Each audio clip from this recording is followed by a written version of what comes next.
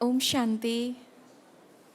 आप सभी का आज के इस सायंकालीन सत्र में स्वागत है, अभिनंदन है। आज आप सभी मनमोहिनी वन के इस मनमोहक वातावरण में ज्ञान गंगा में स्नान कर रहे हैं और ये सचमुच ऐसी प्यारी सी ईश्वरीय भूमि है जो यहाँ का पवित्र, शांत, खुशियों भरा वातावरण सचमुच मन को मोहने वाला है। तो ऐसी अरावली पर्वत श्रृंखलाओं के बीच बसा ये उपवन, जिसकी आप सभी शोभा बनकर यहाँ पधारे हैं, पुनः आप सभी का दिल से स्वागत है, अभिनंदन है। और आज के इस खूबसूरत शाम को अपने खूबसूरत विचारों से और अधिक खूबसूरत बनाने के लिए हमारे बीच में हमारे आदरणीय महानुभाव वक्तागण और आज के प्रोग्राम के गेस्ट ऑफ ऑनर पधारे हैं। तो मैं अभी अनुरोध करती हूँ आज के इस सेशन के स्पीकर आदरणीय ब्रह्मा कुमारी शिव लीला बहन जी को आप स्टेज पर पधारे और मंच को शोभायमान करें। शिव लीला बहन गुलबर्गा से पधारे हैं। आप भी एग्जीक्यूटिव मेंबर हैं सोशल सर्विस विंग की। मैं हमारी आदरणीय राजयोगिनी ब्रह्मा कुमारी सीता दीदी जो महाराष्ट्र अमरावती से हम सबके बीच पधारे हैं, आपसे भी अनुरोध है कि आप स्टेज पर पधार कर दीदी जी का मंच को शोभायमान करें। और हमारे आज के प्रोग्राम के गेस्ट ऑफ ऑनर बहन पूजा कालरा जी, आप दिल्ली राजधानी से पधारे हैं। आपसे भी रिक्वेस्ट है कि आप भी स्टेज पर पधारे। और बहन डॉक्टर वर्षा देशमुख, आप प्रिंसिपल हैं doctor Punjab Rao Deshmukh college of law, आपसे भी रिक्वेस्ट है कि आप भी स्टेज पर पधारे। और अंजर कच्छ से पधारे मिस्टर कंवरजी टोंग, आप राष्ट्रीय प्रमुख हैं गुज्जर क्षत्रिय समाज के, आपसे भी अनुरोध है कि आप भी स्टेज पर पधार कर अपना स्थान ग्रहण करें। तो आज हम देख रहे हैं, आज हमारा ये मंच हमारे आदरणीय अतिथियों से सज गया है, शोभायमान हो गया है। और आज के इस सेशन को प्रेरणादायी और सफल बनाने हेतु आइए कुछ क्षणों के लिए हम सभी अपने प्यारे परम पिता का आवाहन करें। कुछ क्षणों के लिए प्रभु स्मृति में बैठकर अपने प्यारे पिता का आवाहन करते हैं।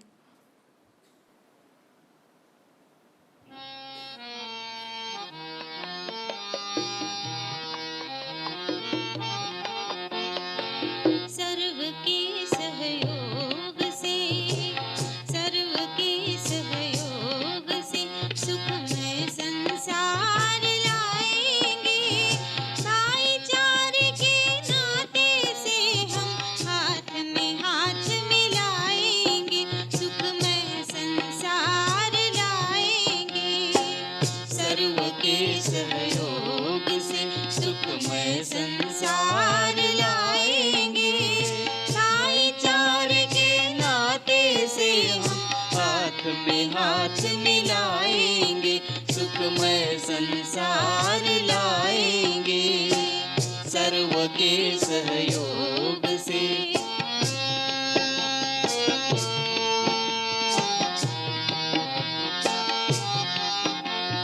कष्टों से भरी दुनिया में दुख शांति पाया, कष्टों से भरी दुनिया में दुख शांति पाया।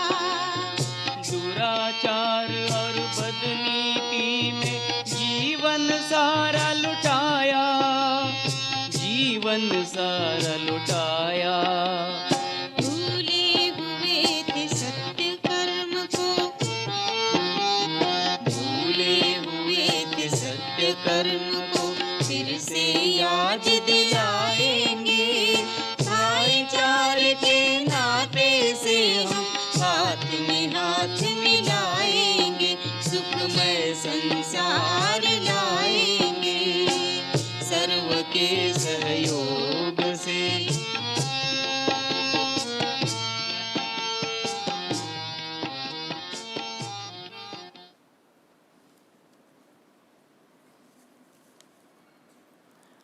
तो जैसे कि आज का विषय है keeping balance in turbulent times, अशांत वातावरण में भी, हलचल वाले वातावरण में भी अपने आप को संतुलित जीवन हमारी कैसे बने, कैसे हमारे जीवन में आशा, विश्वास, खुशी और आनंद आए।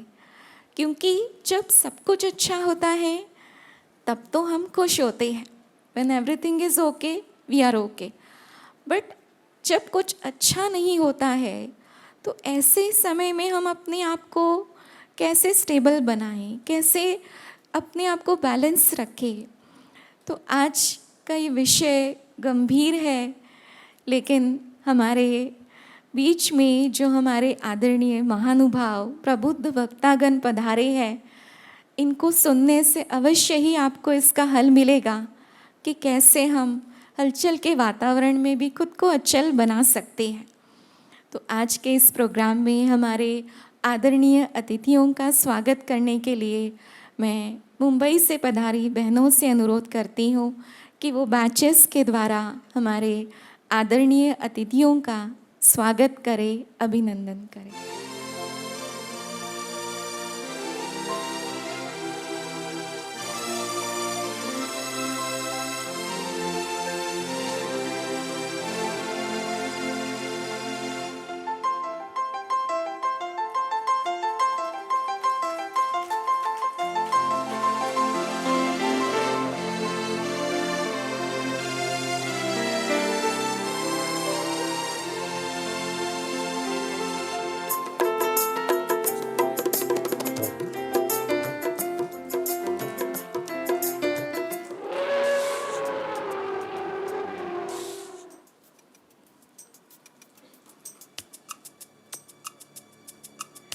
हमारे बीच में इस पुष्पों से स्वागत हो रहा है बहन वर्षा देशमुख का और बहन पूजा कालरा। आप एक राहत फाउंडेशन की प्रेसिडेंट हैं और हमारे गेस्ट ऑफ ऑनर भ्राता कंवर जी टोन जो कच्छ से हमारे बीच पधारे हैं। आप सभी तालियों के द्वारा स्वागत करें, अभिनंदन करें। हमारी आदरणीय ब्रह्मा कुमारी शिव लीला बहन जी को बैच लगाकर सम्मानित कर रहे हैं और अभी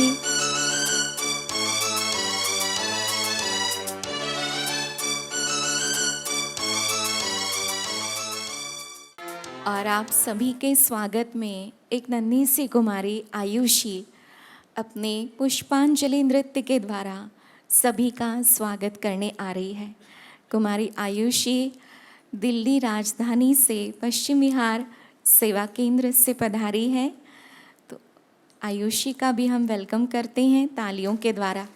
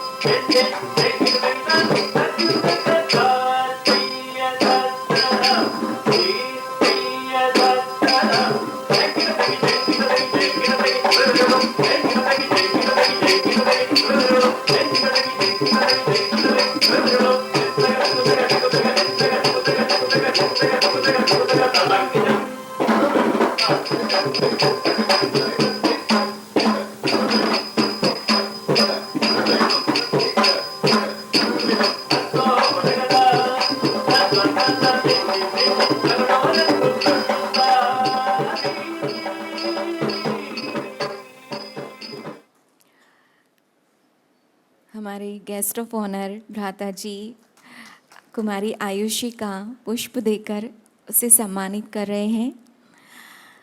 आयुषी के स्वागत नृत्य के साथ पुनः आप सभी का स्वागत। आप सभी पूरे भारतवर्ष से यहाँ पधारे हैं। आपके स्वागत में फूल बिछाए या कलियाँ, चाहे बिछाए करोड़ों रुपया, लेकिन हम तो लाए हैं सिर्फ अपने दिल के, हृदय के, भावनाओं के पुष्प, जो आप सभी स्वीकार करें। स्वागत की इस कड़ी को हम आगे बढ़ाते हैं। वर्तमान समय हम जिस युग में जी रहे हैं, इस कलयुग को हम एज ऑफ अनसर्टेनिटी भी कहते हैं। Age of science, computer age है, आईटी वर्ल्ड है, लेकिन अभी ये कलयुग जो है ये age of stress, age of tension, age of depression बनता जा रहा है। स्ट्रेस वर्ड की डेफिनेशन जिस डॉक्टर ने जिस वर्ड स्ट्रेस इस वर्ड को दुनिया में लाया, डॉक्टर हेंसले, तो एक व्यक्ति उनके पास गया और उसने कहा, डॉक्टर साहब आपने तो दुनिया को एक बहुत बड़ा शब्द दिया स्ट्रेस, जो आज सबके मुख पर है, लेकिन आप ये बताएं मेरे जीवन में कभी भी कोई प्रॉब्लम ना आए, कभी भी स्ट्रेस ना हो, क्या उसका कोई सलूशन आपके पास है? तो जब उसकी बात उस डॉक्टर ने सुनी तो उसको तो खुद ही स्ट्रेस हो गया कि मैं इस व्यक्ति को क्या बताऊं कि भला स्ट्रेस मेरे जीवन में कभी ना आए, कोई प्रॉब्लम कभी ना आए, कोई अशांति हलचल ना आए, इसका क्या सलूशन है। वो पूरी रात सोचता रहा। उसने कहा कल सुबह तुम मेरे पास आना, मैं तुम्हें सलूशन दूंगा। और जब वो व्यक्ति सुबह सुबह आया डॉक्टर हेंसले के पास, तो डॉक्टर हेंसले वो उसे सुबह अपनी कार में बिठाकर एक लॉन्ग ड्राइव पर लेकर गए और रास्ते में बहुत लंबा सफ़र करने के बाद उस जगह रोका जहाँ पे एक शमशान घाट था। और वहाँ पर जाकर डॉक्टर हेंसले ने उस व्यक्ति से कहा कि यहाँ जाके तुम हमेशा के लिए लेट जाओ, तुम्हारा स्ट्रेस ख़त्म हो जाएगा। आप समझ गए? तो जीवन में प्रॉब्लम्स तो आनी ही है। कहते निंदा उनकी होती है जो जिंदा है, मरने वालों की तो बस तारीफ ही होती है। तो अगर हम जीवन में रहते हैं तो प्रॉब्लम्स तो आएंगे, लेकिन उन प्रॉब्लम्स का सॉल्यूशन हमें ढूंढना होगा। तो जैसे कि आज का विषय है, और इस अशांत वातावरण में, अशांत जीवन में हम अपने आप को कैसे संतुलित बनाएं, तो आज इस विषय को स्पष्ट करने के लिए हमारे बीच है ब्रह्मा कुमारी राजयोगिनी शिवलीला बहन जी। आप सरलता की मूरत है, ज्ञान गुणों की धनी है। पिछले 40 वर्षों से भी अधिक समय से आपने अपना संपूर्ण जीवन ईश्वरीय सेवा में समर्पित किया है। आप गुलबर्गा अमृतसर रिट्रीट सेंटर की संचालिका है, सोशल सर्विस विंग की आप सब जोनल कोऑर्डिनेटर है, एग्जीक्यूटिव मेंबर है। तो ऐसी महान विभूति से मैं आज रिक्वेस्ट करना चाहूँगी कि आज के विषय पर आप प्रकाश डालें।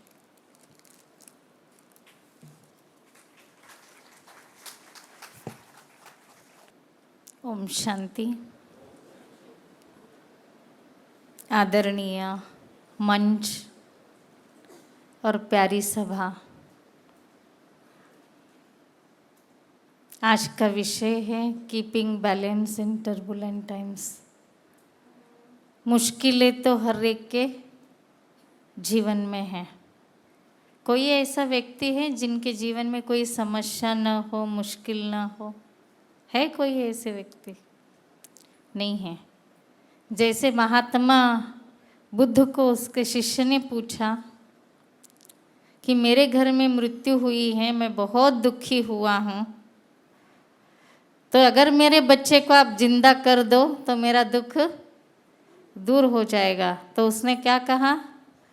उसने कहा कि बहुत इजी है, आपके बच्चे को मैं जिंदा कर दूंगा, लेकिन ऐसे घर से आप राई लेके आओ जिस घर में किसी का मृत्यु न हुआ हो। तो ढूंढता गया ढूंढता गया ढूंढता गया, कोई घर नहीं मिला। क्यों? जन्म मृत्यु तो हमारे हाथ में नहीं है, पर वर्तमान हमारे हाथ में है। जन्म मृत्यु के बीच का जो समय है, जो वर्तमान जीवन है, वो हम खुशहाल बना सकते हैं। तो मैं आपसे निवेदन करती हूँ, मुस्कुराते रहिए। जिंदगी क्या है? मुस्कुराना जिंदगी है, मुस्कुराकर गम भुलाना जिंदगी है। जीत कर मुस्कुराए तो क्या हुआ, हार कर मुस्कुराना जिंदगी है। तो मुस्कुराते रहिए, मुश्किलें दूर हो जाएगी। मुस्कुराते रहिए, मुश्किलें दूर हो जाएगी। और थोड़ा मुस्कुराइए। सुन सुन के थक गए हैं ना आप? नहीं, बहुत ज़्यादा ही हो गया। और थोड़ा मुस्कुराइए, दुख दर्द भाग जाएंगे। नहीं, मुस्कुराने नहीं, और थोड़ा मुस्कुराइए, तन मन खिल जाएगा। और थोड़ा मुस्कुराइए, जो नहीं मुस्कुरा रहे वो भी मुस्कुराए, उनको देखकर मुस्कुराइए, तो मुश्किलें भाग जाएगी। गीता में कहा गया है, निंदा स्तुति मान अपमान जय पराजय जन्म मृत्यु, इसमें समभाव ही योग है। वो योग, राजयोग, जिस अध्यात्म ज्ञान के आधार से हम प्राप्त कर सकते हैं, वो राजयोग इस ईश्वरीय विश्वविद्यालय में सिखाया जा रहा है, जिसे लाखों करोड़ों भाई बहनें लाभ ले रहे हैं, जो अपने जीवन में बैलेंस बनाए रखे हैं। ये मेरा ही अनुभव नहीं, इस ईश्वरीय विश्वविद्यालय के लाखों भाई बहनों का ये अनुभव है। कि वो योग के द्वारा जो ताकत मिलती है, विल पावर बढ़ता है, मानसिक क्षमता बढ़ती है, जिसके आधार से हम सहज ही समस्याओं को समाधान ढूंढ सकते हैं, सामना कर सकते हैं। हम सब ये जानते हैं कि समस्याएं कम नहीं होंगी, क्योंकि हम सब कहाँ हैं? मैं फिर से रिपीट कर रही हूँ, हम सब कहाँ बैठे? कलयुग में है ना। कलयुग में क्या है? चिंता है, भय है, दुख है, टेंशन है, समस्याएं समस्याएं हैं। अब कहाँ हैं? अब हमें थोड़ा थोड़ा ज्ञान मिल रहा है ना। अब हम सतयुग के दहलीज पर खड़े हैं। कल सतयुग आने वाला है, सुखमय दुनिया आने वाली है। ये दुख के बादल छट जाएंगे, सुख का सूरज जरूर उदय होगा। हमें यहाँ वो मार्ग मिल रहा है। आज आपका क्लास था सुबह का, किस किस ने अटेंड किया? सबने अटेंड किया। क्या पाठ पढ़ाया आपको? अपने आप को सशक्त बनाने का, अपने अंदर जो शक्तियां हैं, जो गुण हैं, उसको निखारने का, उसको जागृत करने का। आप सब कौन हैं? आप सब कौन हैं? आत्मा है? पक्का? पक्का? कौन कौन आत्मा है? हाथ उठाइए। सब आत्मा है। आप सब आत्माएं हैं। अच्छा, यहाँ का कार्यक्रम पूरा करने के बाद ट्रेन या प्लेन से आप अपने घर पहुंचेंगे, दरवाजा खटखटाएंगे, बेल बजाएंगे, अंदर से आवाज आएगी, आप कौन?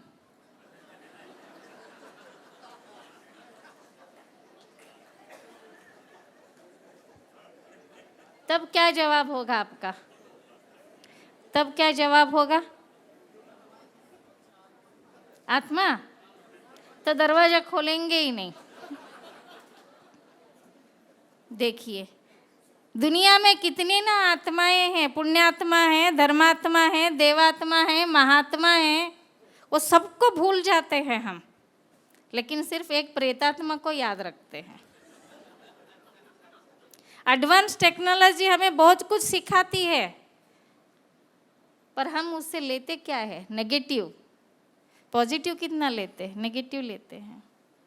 तो ऐसे ही समस्या क्या है? समस्या एक खेल है। खेल के रूप में खेलो तो कभी हार नहीं मानेंगे, हार में भी मुस्कुराएंगे। तो एक घटना मुझे याद आती है, आप सबने सुना होगा, विराट कोहली का।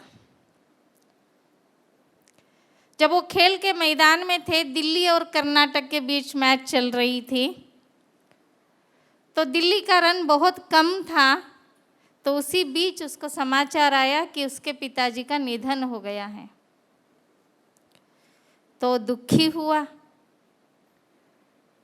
वहाँ जो कोच थे वो सब दूसरी व्यवस्था करने लगे कि ये तो अभी जाएगा, लेकिन सबके मन में यही था कि ये जाएगा तो हमें जीत तो नहीं मिलेगी, हम जरूर हार जाएंगे।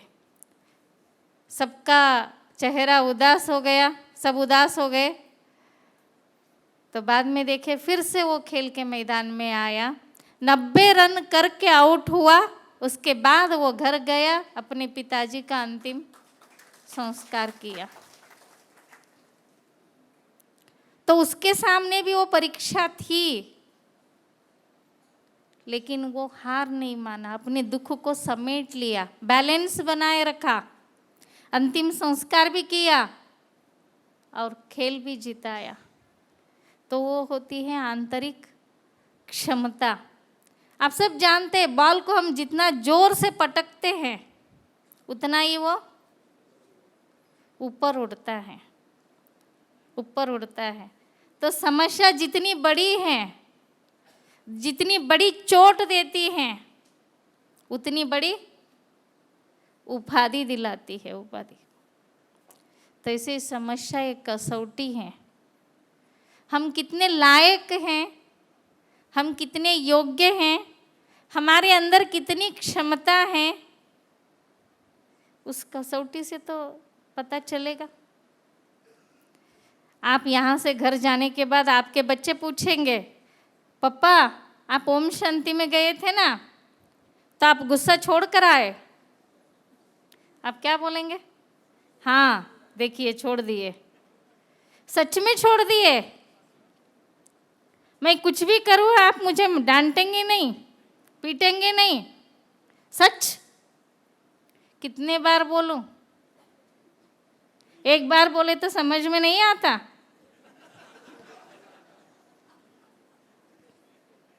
ये क्या है? कसौटी है, कसौटी है। तो वो बच्चे, आप एक बार यहाँ माउंट आबू आए, हर रोज आने वाले हमारे पास लाखों भाई बहनें हैं, उनको रोज बच्चे क्या करते हैं? परीक्षा लेते हैं ना। तो ये कसौटी है, और उसी कसौटी से पता चलता है कि कौन अपने हैं, कौन पराए हैं। एक के ऊपर एक परेशानी या एक के ऊपर एक समस्या, कभी दिवाली निकलती है, कभी बीमारी पकड़ लेती है, कुछ ना कुछ होता है तो परेशान हो जाते, तब सब साथ छोड़ देते हैं। कोई साथ नहीं देता, कोई साथ नहीं देता। उस समय गीत गाते हैं। क्या गीत गाते हैं? सुख के, थोड़ा गा के सुनाइए। सुख के सब साथी, दुख में न कोई मेरे राम। कब मेरा राम? मेरा राम कब? जब सब साथ छोड़ दिए। महाभारत की कहानी आप सब जानते हैं। द्रौपदी का जब चीरहरण हुआ, उस समय कितने नवयोद्धाएं थे उस सभा में। 5 पांडव पति थे, गुरु द्रोणाचार्य थे, शूरवीर कौन थे? भीष्म पितामह थे। ऐसे बड़े बड़े महायोद्धाएं, विद्वान, पंडित, गुरुजन और 5 पांडव पति। द्रौपदी ने सबके तरफ हाथ बढ़ाया, सबको पुकारा, किसी ने साथ नहीं दिया। ये कहानी अब की है, तब की नहीं, ये अब की कहानी है। कोई नहीं साथ देता है। तो लास्ट में साथ किसने दिया? श्री कृष्ण ने दिया। सब साथ छोड़ने के बाद उसके तरफ मेरा राम नहीं, पहले से ही साथी बना लीजिए। ये ईश्वरीय विश्वविद्यालय यही सिखलाती है कि उसको पहले से ही आप साथी बना लो, तो क्या होगा? हार नहीं मानेंगे। वो एक गीत है ना, दुख में सुमिरन सब करे, सुख में करे न कोई, सुख में सुमिरन करे तो दुख काहे को होए। तो दुख नहीं होगा, दुख नहीं आएंगे, क्योंकि वो भगवान सा। यहाँ एक गीत बजता है, बहुत सुंदर है गीत। ये मत कहो खुदा से, देखो आप सब जानते हैं, मेरी मुश्किलें बड़ी हैं, मुश्किलों को कह दो मेरा खुदा बड़ा है। कौन बड़ा है? खुदा बड़ा है, वो हमारे साथ में है। तो क्या आंधी, क्या तूफान हमारा कुछ नहीं बिगाड़ सकते हैं। तो समस्या क्या है? एक परीक्षा है। लेकिन प्रॉब्लम कहाँ है? उस परीक्षा के लिए हम तैयारी नहीं करते हैं। जन्म से लेकर मृत्यु तक हम सब तैयारियां करते हैं। बच्चा जन्म लेने से पहले ही नाम रखते हैं, बैंक बैलेंस रखते हैं, नहीं, इंश्योरेंस प्लान, इन्वेस्टमेंट प्लान, क्या क्या प्लान बनाते हैं, क्या क्या करते हैं। एक शादी के लिए 2-3 साल तैयारी करते हैं। हर चीज की तैयारी हम करते हैं। लेकिन जो जीवन में समस्याएं आने वाली हैं, आप कहेंगे वो कहकर थोड़े ही आते हैं, लेकिन आएंगे जरूर, क्योंकि ये कलयुग है, कलयुग है। तो उन समस्याओं का सामना करने के लिए, उस परीक्षा के लिए भी हमें तैयारी करनी है। क्या तैयारी करनी है? अपने आप को पढ़ाना होगा, अपने आप को सक्षम बनाना होगा, अपने आप को सशक्त बनाना होगा। अगर हम शक्तिशाली होंगे तो कोई समस्या हमें हिला नहीं सकती है। यहाँ एक कार्यक्रम चल रहा था माउंट आबू में, हम सब बहनें उसमें थे, हजारों बहनें थे। स्टेज पर एक महामंडलेश्वर आए, उनका स्वागत किया गया, उनका सम्मान किया गया। वो अपना प्रवचन सुनाए। प्रवचन के बाद जो परिचय उनका मिला वो सुनकर हम हैरान रह गए। वो एक हमारी बहन थी, कैंसर था थर्ड स्टेज पर, बाल सब निकले हुए थे, पर्सनालिटी बहुत अच्छी थी। जब बाल निकले तो उनको देखे तो लगता था कोई महामंडलेश्वर है। तो उन्होंने भगवा पहनकर कमंडल हाथ में पकड़कर स्टेज पर आके बैठ के प्रवचन दिए। हम कोई भी नहीं पहचाने।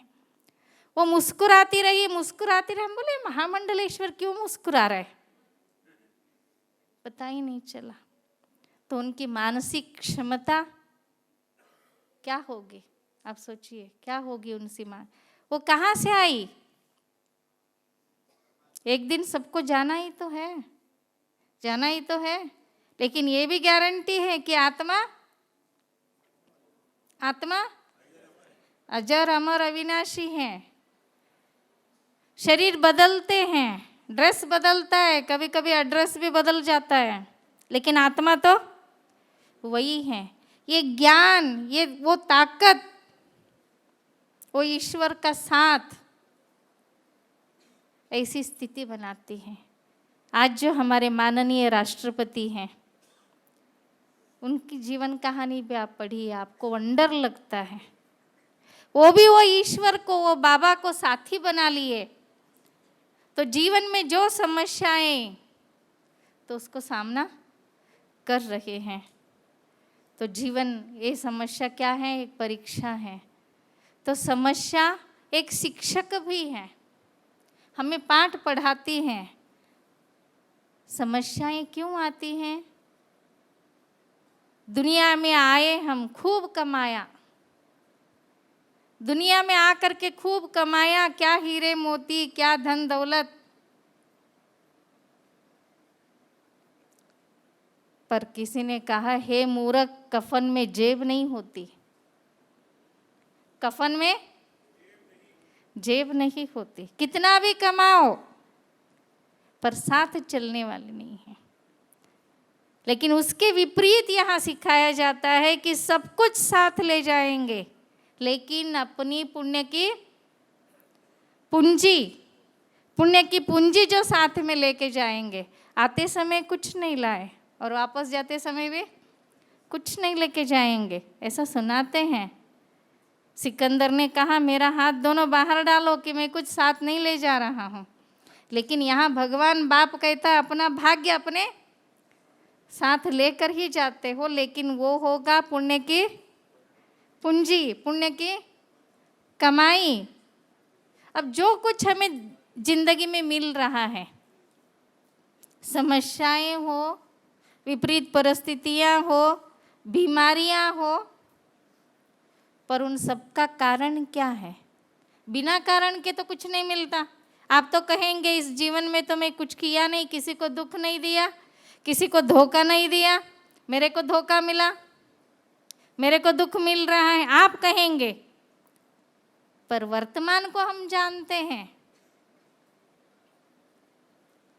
पिछले जन्म को तो हम नहीं जानते ना। उस समय क्या किए क्या नहीं, कुछ नहीं जानते हम। वर्तमान जो एपिसोड चल रहा है वही हम देख रहे हैं। पहले जो एपिसोड पूरा हुआ उसका हमें ज्ञान नहीं है। तो भारतीय सिद्धांत, कर्म सिद्धांत विश्व प्रसिद्ध है। जो करेगा सो भरेगा, जो बोएगा सो पाएगा, ये विश्व प्रसिद्ध है भारतीय कर्म सिद्धांत। मैं करूं तुम भरो नहीं, मुझे ही भरना होगा। जो भी मिल रहा है वो मेरा ही किया हुआ है। इस बात को ध्यान में रखते हुए आज से ले करके मन वचन कर्म से हम जो करते हैं वो अच्छा ही करे, अच्छा ही करे। क्यों?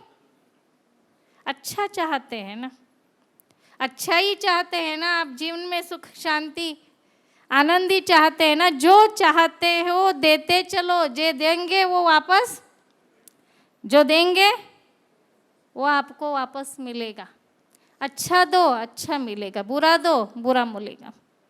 एक राजा था, तो एक राजा के पास एक भिखारी आया, सॉरी भिखारी नहीं, एक संत फकीर आया। जाड़े का जमाना था, बहुत ठंडी लग रही थी। वो फकीर ने कहा मुझे कुछ ओढ़ने के लिए चाहिए, बहुत ठंडी लग रही है। तो राजा ने अपने सेवक को कहा कि इसको कुछ पुराना एक कंबल दे दो। तो वो जाकर एक कंबल दिया, फटा हुआ, कितने सारे उसमें सुराख थे। वही कंबल ओढ़कर वो चला गया फकीर।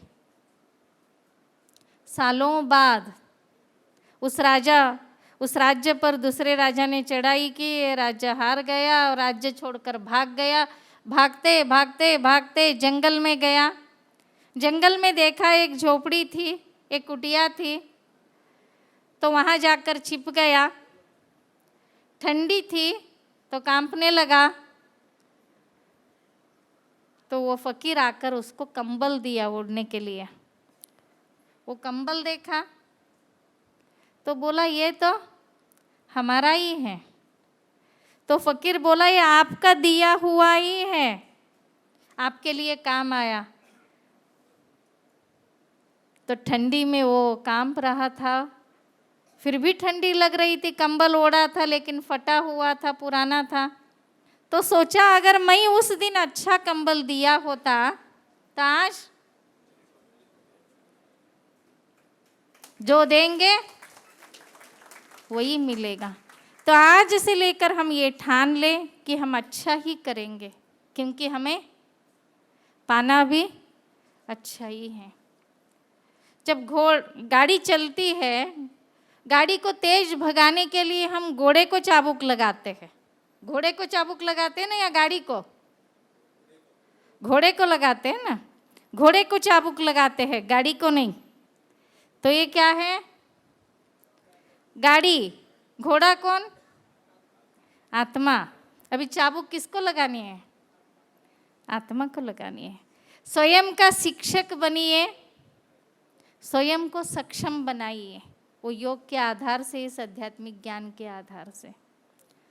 आज भी बाजार में जाते हैं, केला भी खरीदते हैं, तो कहते हैं कि इसका भाव कम करो कम करो कम करो। फिर बार्गेनिंग करने के बाद भी हम अच्छे केलों को ही साथ में ले आते हैं, नहीं सड़ा हुआ नहीं। फिर हम दुनियावी बातों को लेकर अपने मन को मैला क्यों करें? हमारे मन को शुद्ध रखने के लिए हमें जहाँ जो अच्छी बातें मिलती हैं उसको स्वीकारना है। उसके लिए आप सबसे मेरा नम्र निवेदन है, आप जहाँ तहाँ भी हैं, वहाँ यह राजयोग केंद्र हैं आपकी सेवा में, तो आप ज़रूर उसका लाभ लेंगे। 24 घंटे इस गाड़ी के लिए देते हैं, उसमें 1 घंटा घोड़े के लिए दीजिए। आप आत्मा है ना? है आत्मा? हाँ जी, आत्मा के लिए दीजिए। आत्मा को शक्तिशाली बनाने के लिए, सक्षम बनाने के लिए आप अवश्य समय देंगे। इसी आशा के साथ मैं अपनी वाणी को विराम देती हूँ। ओम शांति। धन्यवाद। धन्यवाद आदरणीय शिवलला दीदी जी का। बहुत ही सुंदर शब्दों में आपने आज के विषय को स्पष्ट किया है। कहते हैं देखो तो ख्वाब है ज़िंदगी, पढ़ो तो किताब है ज़िंदगी, सुनो तो ज्ञान है ज़िंदगी, और जियो तो मुस्कुराकर जियो तो आसान है ज़िंदगी। तो दीदी जी ने भी अपनी दिव्यता की मुस्कुराहट से अपनी ज़िंदगी को आसान कर दिया है। फिर से पुनः धन्यवाद। अभी मैं हमारे आज के प्रोग्राम की गेस्ट ऑफ ऑनर बहन पूजा कालरा जी को इनवाइट करना चाहूँगी। आप दिल्ली पश्चिम बिहार से पधारे हैं। आप एक राहत फाउंडेशन की फाउंडर एंड प्रेसिडेंट है, आकाश हॉस्पिटल की मेंबर ऑफ एथिक्स है, केंद्रीय विद्यालय की सलाहकार सदस्य है। तो आपसे अनुरोध है कि आप आज के इस प्रोग्राम में अपनी इंस्पिरेशंस दें। ओम शांति। आज मैं सबसे पहले थैंक्स करूंगी कि मुझे अपने आप पे एक प्राउड सा फील हो रहा है, गर्व महसूस कर रही हूँ कि आज इस पावन पवित्र और आध्यात्मिक धरती पे बाबा ने मुझे बुलाया। और दूसरा थैंक्स मैं सरिता दीदी का करूँगी, बहुत ज़्यादा जो मेरी प्रेरणा स्रोत हैं, जिनसे मुझे प्रेरणा मिली। मैं एक NGO रन करती हूँ जिसमें कि हेल्थ और एजुकेशंस 2 फील्ड हैं मेरे पास, जिसमें कि वो टेंशन के टॉपिक को लेके अगर चलूँ तो जिसमें कि टेंशन ही टेंशन होती है। हेल्थ कोई रिलेटेड प्रॉब्लम्स होती हैं उनको देखना, और फोर्टिस हॉस्पिटल में सेक्सुअल हरासमेंट कमेटी की मैं मेंबर हूँ। जो भी सेक्सुअल हरासमेंट के केस आते हैं उनको मैं देखती हूँ। तो उसमें भी क्या होता है कि सभी लोगों की टेंशन्स, तो उस टेंशन में मेरे को लगता है कि मैं अपना जीना ही भूल गई थी। शायद मुझे लगता था कि मेरा काम है कि दूसरों की सेवा करना और उसमें ही अपनी लाइफ को कि हर किसी को खुश रखना। तो उसमें मैं तो खुद हंसना ही भूल गई थी। मुझे ऐसे लगने लगा था कि उनकी टेंशनें मैं खुद अपनी लाइफ के ऊपर वैसा ही जीना शुरू कर रही थी। तो वो उस चीज़ को मैंने कहाँ से सीखा कि खुद हंसना पहले बहुत ज़्यादा ज़रूरी है। अगर हम खुद खुश हैं तो हम दूसरे को खुशी दे सकते हैं। दूसरे को खुशी देने की शायद ज़रूरत ही नहीं पड़ेगी, क्योंकि ऑलरेडी वही चीज़ दी जाती है जो हमारे पास होती है। जब मैं खुद खुश नहीं तो मैं दूसरे को खुशी कभी भी नहीं दे सकती। तो ये चीज़ मैंने इस घर से सीखी कि सबसे पहले आध्यात्मिक तौर पे अपने आप को खुश रखना बहुत ज़्यादा ज़रूरी है। टेंशनें तो लाइफ का एक पार्ट है, वो तो आती रहेंगी। आज मेरी फैमिली है, मेरा घर है, परिवार है, टेंशनें तो ऑलवेज आती रहेंगी। कभी किसी तरीके की टेंशन है, आज मुझे टेंशन ये समझ लो कि मेरी ग्रैंड डॉटर का कॉलेज में एडमिशन होना है, मैडम बैठी हैं सामने। आज ये टेंशन है कि CUCT का एग्ज़ाम्स क्लियर नहीं हो पा रहा, कॉलेज में एडमिशन नहीं हो पा रही। पर वो क्या है, वो हमारी सोच है। कभी कभी हम ये सोचते हैं कि उसकी वजह से मेरी लाइफ में टेंशन आ रही है। नहीं, वो टेंशन किसने क्रिएट की है? वो टेंशन हमने खुद ने क्रिएट की हुई है, क्योंकि हमारी थॉट वैसी बन गई है। हमने सोचना वैसे शुरू कर दिया है कि यार पता नहीं इसकी एडमिशन होगी या नहीं होगी, ये कर पाएगी या नहीं कर पाएगी, जिस मेडिकल में ये जाना चाहती है वो हो। हमने कभी ये नहीं सोचा कि जो होगा वो बहुत अच्छा होगा।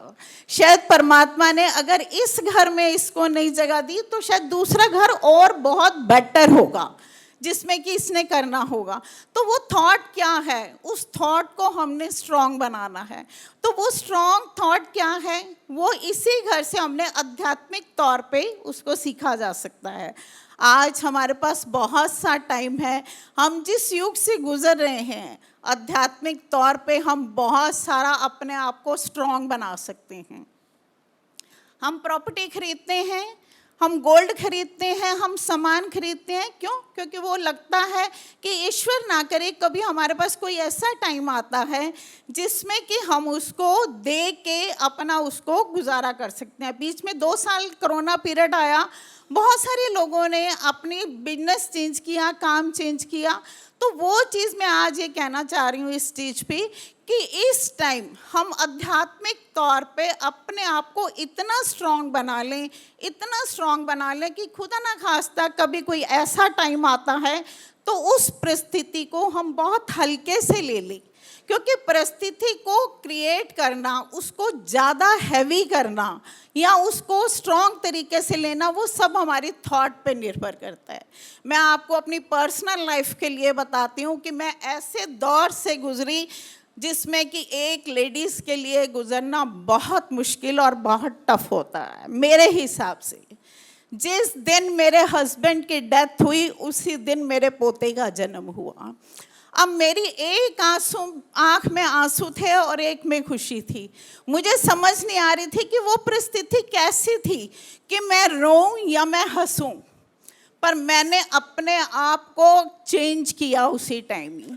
चेंज इसलिए किया कि अगर मैं रोती हूँ उस टाइम बहुत ज़्यादा, तो बाकियों की खुशी को मैं ख़त्म कर दूंगी।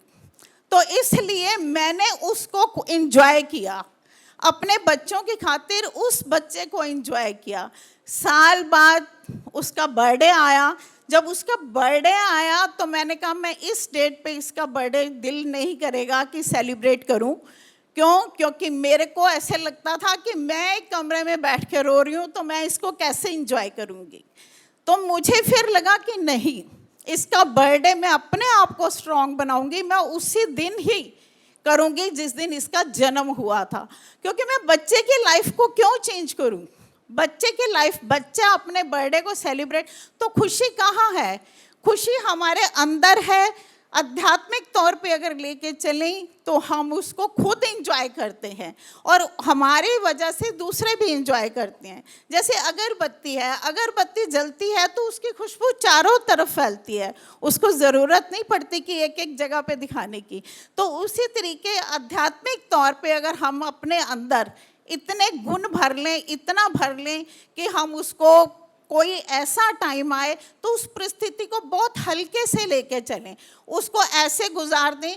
उस परिस्थिति को हम ही बड़ा बनाते हैं। हम कहते हैं यार बहुत बड़ी परेशानी आ गई हमारे ऊपर, हम कैसे निकलेंगे? और उसी को हम सोच लें कि कोई बात नहीं, बाबा हमारे साथ है, वो अपने आप देखेगा, तू जाने तेरा काम जाने। जब ये सोच लेंगे कि तू जाने तेरा काम जाने, तो वो परिस्थितियाँ अपने आप हल्की होती जाएंगी। परंतु क्या होता है कि हम अपने आप को ही वो समझने लगते हैं कि मुझे इससे गुजरना है, हमें नहीं गुजरना। जैसे कि आपने कृष्ण और सुदामा की स्टोरी सुनी होगी कि सुदामा कृष्ण के पास आता है तो कृष्ण भगवान उससे पूछते हैं कि बता, तू और मैं दोनों अकेले बैठे हैं, इस टाइम तू मुझे बता तेरे पे क्या क्या परेशानियाँ आई और तू किन किन परेशानियों से गुजरा। तो वो कहता है मुझे कोई परेशानी नहीं, मैं बहुत खुश हूँ, मुझे कोई दिक्कत नहीं। भगवान फिर पूछते हैं कि सुदामा बता, हो सकता है अभी कोई और बीच में आ जाए, तो तू मुझे बता तू किन किन परेशानियों से गुजरा या किस किस दौर से गुजरा। तो वो कहता है कि नहीं, मुझे कोई परेशानी नहीं, मैं बहुत बढ़िया हूँ, मैं गुड हूँ, मुझे किसी चीज़ की कोई दिक्कत नहीं। तो परमात्मा कहते हैं कि चलो जैसा तू चाहता है वैसा ही होगा। तो क्या हुआ, सुदामा ने अपनी थॉट को अच्छा रखा, अपनी सोच को अच्छा रखा कि जो कुछ है वो बहुत बढ़िया है। तो क्या हुआ, उसके महल अपने आप ही बन गए, उसका घर अपने आप ही स्वर्ग हो गया। तो जैसी हम सोच रखेंगे वैसा ही होगा। तो मैं समझती हूँ कि हमें अपनी सोच को अच्छा रखना चाहिए, अपने विचारों को पॉजिटिव रखना चाहिए कि जो होगा वो बहुत बेटर होगा। जब हमारी थॉट अच्छी होगी तो हमारे अपने आप सारे काम, परेशानियाँ कहाँ से आती हैं? परेशानियों को हम खुद न्योता देते हैं कि आ मेरे पास आ। क्योंकि इतनी सी बात होती है, अभी परेशानी का कारण बन सकता है। हो सकता है मैं दिल्ली से सोच के आई होंगी कि मैं वहाँ जा रही हूँ और एक माइंड रिलैक्स होगा और 4 दिन सब झंझटों से छूट जाऊँगी और मेरा माइंड बहुत रिलैक्स होगा और मैं बहुत सारी एनर्जी लेके आऊँगी।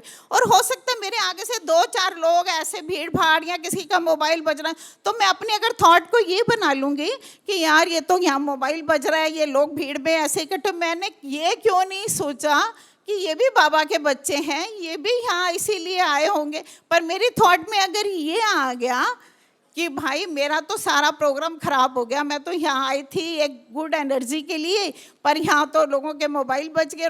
पर वो क्या है, वो हमारी थॉट है, वो हमने सोच लिया। पर वो बाबा के बच्चे हैं, वो भी इसीलिए आए हैं। तो बस मैं तो यही शॉर्टकट में कहना चाहूँगी कि अपनी थॉट को और मजबूत करो। और आध्यात्मिक तौर पे अगर हम अपने आप में गुण भर लेंगे तो ऑटोमेटिकली किसी भी परिस्थिति में, किसी भी सिचुएशन में हम अपने आप को सरवाइव कर पाएंगे। और यहाँ का माहौल और पवित्र धरती को देख के तो बस एक गाना, छोटा सा एक लाइन कहूँगी कि दिल कहे रुक जा रे रुक जा, यहीं पर कहीं जो बात इस जगह है, कहीं पर नहीं है, कहीं पर नहीं। ओम शांति। Thank you. Thank you Pooja बहन, आपने अपना प्रैक्टिकल एक्सपीरियंस सभी के साथ शेयर किया। परिस्थिति आती है तो कोई निखर जाता है तो कोई बिखर जाता है ना? ज़िंदगी खूबसूरत है, बस हमें जीना सीखना है। आए हुए ज़ख्मों को पीना सीखना है। जब आई हुई समस्याओं को हम एक्सेप्ट करेंगे और चिंतन करेंगे, इंट्रोस्पेक्ट करेंगे कि कैसे इसका सॉल्यूशन हमें ढूंढना है, तो अपने आप हमें उसका सॉल्यूशन मिल जाएगा। तो धन्यवाद पूजा बहन का आज के इस प्रोग्राम को और अधिक खूबसूरत बनाने के लिए। अब मैं कुमारी अनुष्का, जो अमरावती से पधारी है, आप सभी के बीच में एक नृत्य प्रस्तुत करने जा रही है। झरनों से संगीत है बहता। कुमारी अनुष्का का हम सभी तालियां बजाकर स्वागत करते हैं।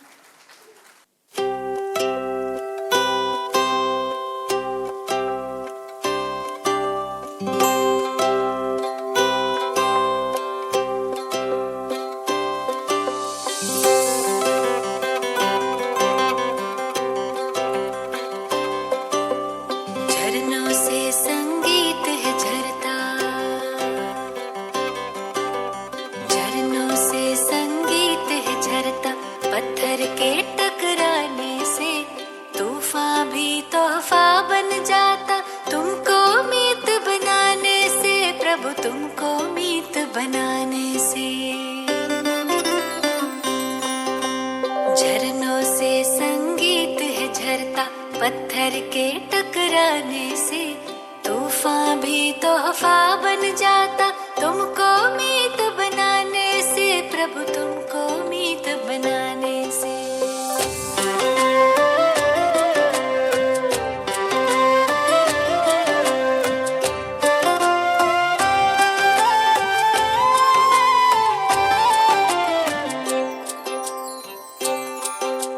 सागर रास्ता दे देता, पर्वत भी झुक जाता है।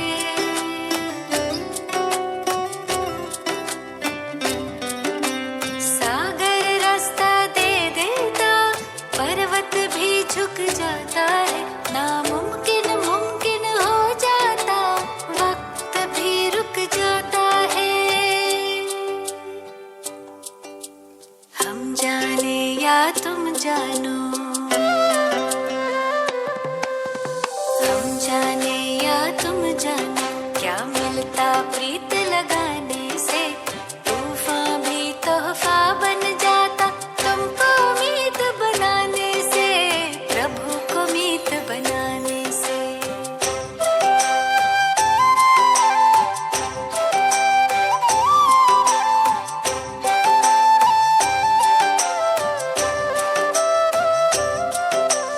याचना ना कामना, तुमसे कुछ ना मांगे हम।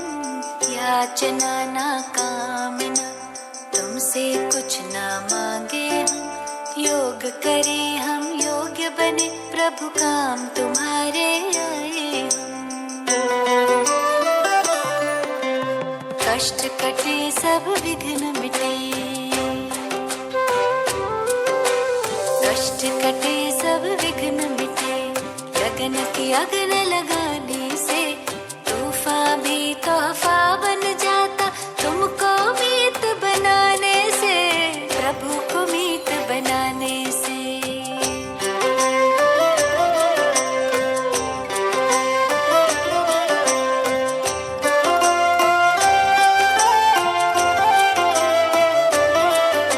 सुख के दिन या दुख की रातें, मन की नैया ना डोले।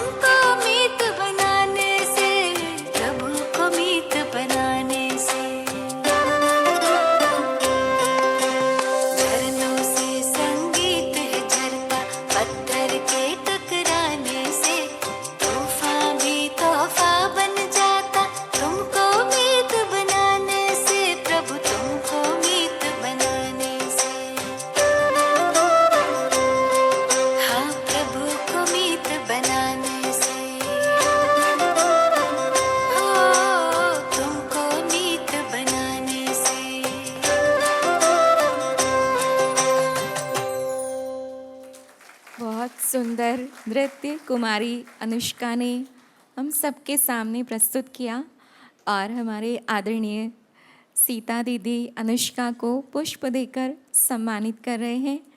जैसे इस गीत के बोल थे, एक एक शब्द दिल को छूने वाला था और आज के प्रोग्राम का जो विषय है उस विषय से जुड़ा हुआ और हमारी प्रॉब्लम्स का सॉल्यूशन क्या हो सकता है। अगर हम प्रभु को अपना सच्चा मीत बनाएंगे तो तूफान भी तोहफा बन जाएगा। तो बहुत प्यारा सा ये नृत्य हमने देखा। अभी हम इस प्रोग्राम को आगे बढ़ाते हुए अब मैं आपके बीच बुलाना चाहूँगी अमरावती से पधारी डॉक्टर वर्षा देशमुख जी को। आप महाराष्ट्र अमरावती से पधारी हैं। आप पंजाब राव देशमुख कॉलेज के प्रिंसिपल, इमेज फाउंडेशन के डायरेक्टर हैं और बहुत सारे एनजीओज़ को आप चलाती हैं जो नारी शक्ति से जुड़ी हुई है। एजुकेशनल इंस्टीट्यूशन को भी आप रन करती हैं। तो ऐसी महान हस्ती हम सब के बीच में है। तो मैं बुलाना चाहूँगी डॉक्टर वर्षा देशमुख जी को। बहुत बहुत धन्यवाद दीदी। ओम शांति। परम पूज्य परमात्मा ब्रह्म बाबा राजयोगिनी सीता दीदी, बीके शिवलीला दीदी, सरिता दीदी, अभी आपके सामने आए हुए पूजा दीदी और भ्राता कंवल जी टांग, सबसे पहले मुझे तो ऐसा लगता है कि ये अध्यात्मक विचार मंच पर, विचार व्यासपीठ पे कुछ बोलना मतलब सूरज के सामने एक दिया जलाना जैसे है। लेकिन दीदी का आदेश है और मेरे साथ मेरी बहुत सारी सखी बहना इधर मौजूद है और उसमें सबसे ज़्यादा मैं श्रेय देना चाहती हूँ कि कल हमको एक दीदी ने पूछा था कि आप यहाँ आए हो कि बाबा ने आपको बुलाया है। तो हमको बाबा ने बुलाया है, लेकिन तारा जी के माध्यम से और सीता दीदी के माध्यम से हमको इधर आज बुलाया है। हम सभी 18-20 लोग यहाँ आए हैं। मुझे बहुत गर्व होता है कि मैं बहुत भाग्यशाली आत्मा हूँ। 2007 में मैं जानकी दादी, गुलजार दादी और प्रकाशमणि दादी के साथ भी यहाँ वक्त बिताया है। मैं बहुत ही गौरवशाली आत्मा समझती हूँ।